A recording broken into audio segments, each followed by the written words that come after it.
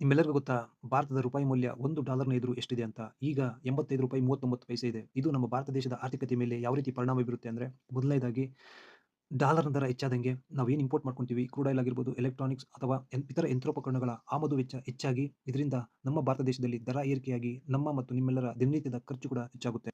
Dollar ದುಬಾರಿಯಾದಂತೆ ಭಾರತೀಯ IT, ಔಷಧ ಮತ್ತು ಟೆಕ್ಸ್‌ಟೈಲ್‌ಗಳಂತಹ ರಫ್ತು ಮಾರುಕಟ್ಟೆಗಳಲ್ಲಿ ಹೆಚ್ಚಿನ ಆದಾಯವನ್ನು ಪಡೆಯುತ್ತದೆ. ಆದರೆ ರಫ್ತು ಹೆಚ್ಚಿದಂತೆ ಅವರು ಆಮದು ಮಾಡಿಕೊಳ್ಳುವ ಕಚ್ಚಾ ಮಾಲಿನ ಬೆಲೆ ದುಬಾರಿಯಾಗುತ್ತದೆ.